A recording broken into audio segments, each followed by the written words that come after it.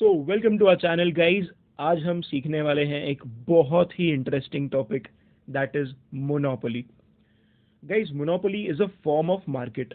जैसे different forms होते हैं, परफेक्ट कंपटीशन, मोनोपोलिस्टिक कंपटीशन, ऐसे ही एक फॉर्म है मोनोपोली। हमें पता नहीं होता बट हमारे सराउंडिंग्स में हम इन कंपनीज को अक्सर एक्सपीरियंस करते हैं, हम इन कंपनीज की सर्विसेज अक्सर यूज करते हैं, but we are not aware that these are a part of the monopoly market. So what is monopoly? Let's get started. All right. Yeah. So guys, monopoly को हम break कर देते हैं. Mono means single, poly means a seller. So monopoly is a single seller. Monopoly is that situation of market in which there is a single seller of a product and a large number of buyers. Basically guys, एक market है जहां पे एक ही seller है, yes, सिर्फ एक ही seller. Monopoly is a combination of two words, as I said, mono and poly. Mono means single, poly means the seller.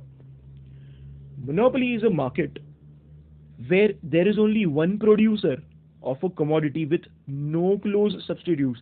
यानी कि गाइज वो सेलर एक ऐसा प्रोडक्ट सेल करता है जिसकी कोई डुप्लीकेट कॉपी नहीं है या उसका कोई क्लोज सब्स्टिट्यूट भी नहीं है. फॉर एग्जाम्पल, जैसे कि पेप्सी का क्लोज सब्स्टिट्यूट है कोका कोला. वेरियस सोप्स जैसे कि लक्स, उसका कॉम्पिटिटर या उसका क्लोज सब्स्टिट्यूट है डेटॉल. बट गाइज, ये एक ऐसा मार्केट है जहां पे कोई भी क्लोज सब्स्टिट्यूट्स प्रेजेंट नहीं है. Yes guys, there is no close substitute present. वो एक ही प्रोडक्ट है अपने टाइप का और एक ही सेलर बेच रहा है. That is the reason we call it monopoly. Example of monopoly: there is only one firm dealing in the sale of cooking gas in your town. Second, you travel by railway that is owned and run by the government of India. Guys, क्या आप ऐसा कोई भी service मुझे बता सकते हो जो रेलवे जैसा हो? एग्जैक्टली ऐसा कोई सर्विस नहीं है. रेलवे अपने आप में it is an only service. There is no close substitute, there is no competition whatsoever.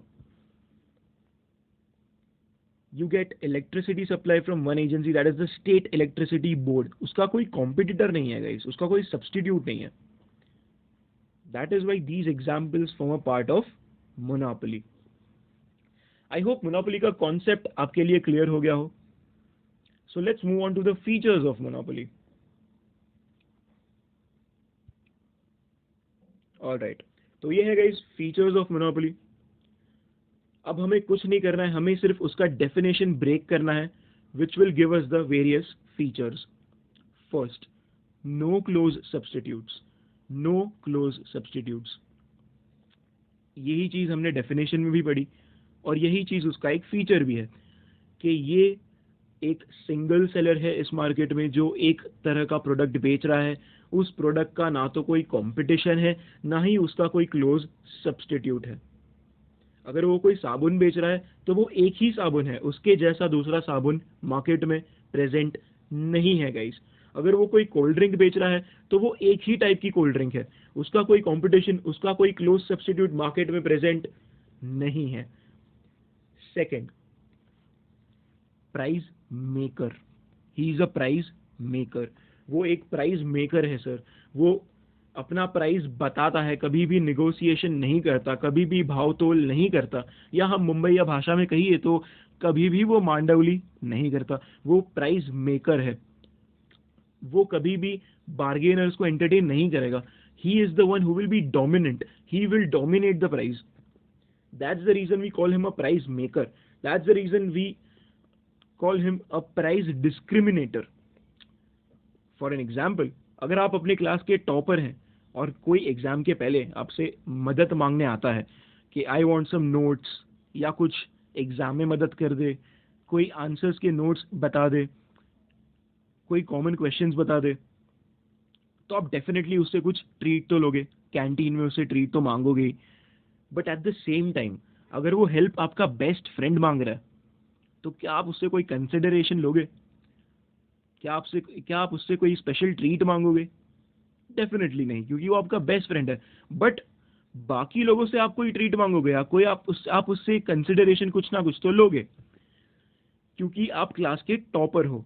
आपके जैसा और कोई नहीं है, आपके क्लोज और कोई नहीं है। You are the topper of the class. That is exactly what happens in monopoly. वो बंदा मार्केट का टॉपर है, इसलिए जो भी उससे मदद मांगने आएगा वो उसके टर्म्स एंड कंडीशंस एक्सेप्ट करेगा, करने ही पड़ेंगे सर, करने ही पड़ेंगे।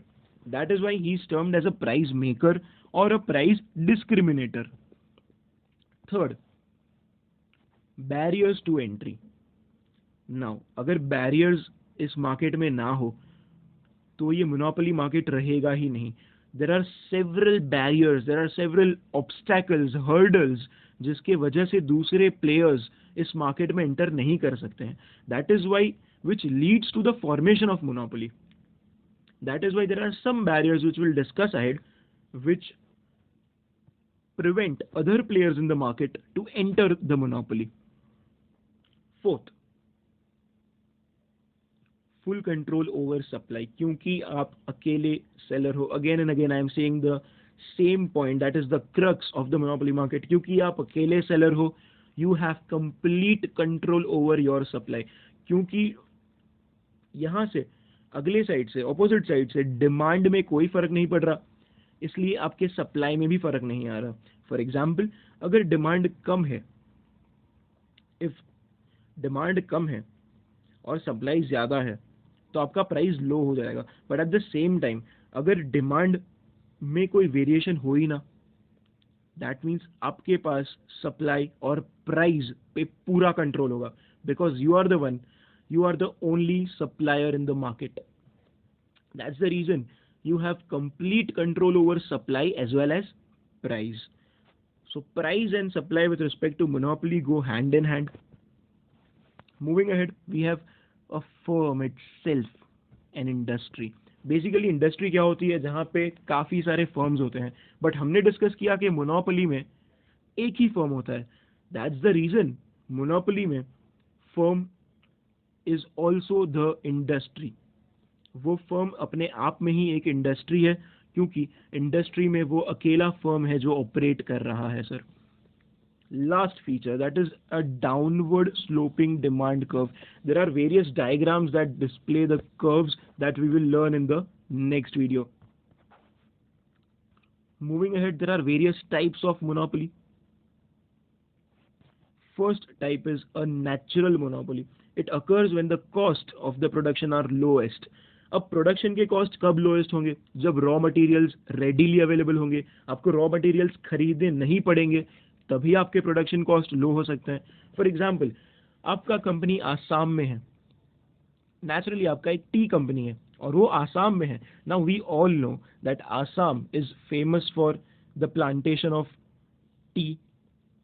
अब क्योंकि उसको टी, या हम जैसे बोलते हैं चाय पत्ती, T is readily available in the form of a natural resource, उसके कॉस्ट ऑफ प्रोडक्शन नेचुरली कम हो जाएंगे, क्योंकि उसको रॉ मटेरियल्स कहीं से खरीदने नहीं होंगे, वो रेडीली फ्रॉम द नेचर उसके पास अवेलेबल होंगे। दैट इज वाई अगर कोई फर्म ऐसी जगह पे ऑपरेट कर रहा है जहाँ पे उसे नेचुरल रिसोर्सेज का बेनिफिट मिल रहा है, then we call it as a natural monopoly. Moving ahead, a government monopoly. As we earlier discussed, railways, it is a fully funded, fully operated by government, a government monopoly. It exists when the government either owns and runs the business or authorizes only one producer. So basically government या तो खुद उस business को चला रहा है completely, या फिर उसने किसी को authorize किया है who is the sole producer of it. Then they get the advantage of government monopoly, जहां पे प्राइवेट सेक्टर इंटरफियर नहीं कर सकता या कोई और भी प्लेयर मार्केट का इंटरफियर नहीं कर सकता। Third is a technological monopoly.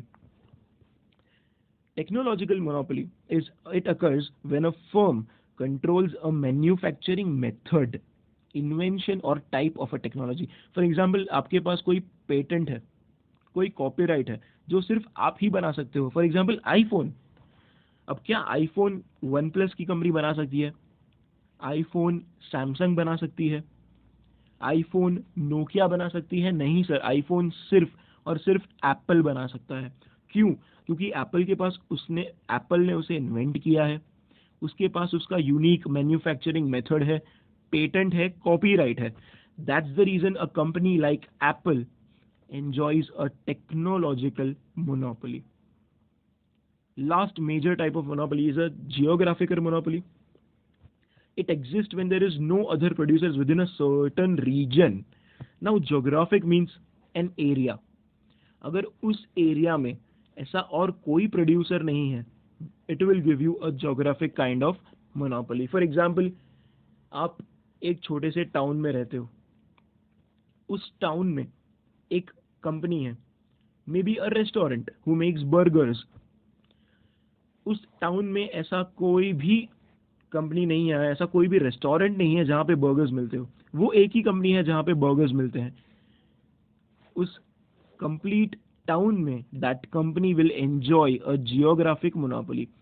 Definitely उस टाउन के बाहर मैकडॉनल्ड्स होगा, उस टाउन के बाहर जंबो किंग होगा, बट उस पर्टिकुलर टाउन में there is no other company other than that selling the burgers.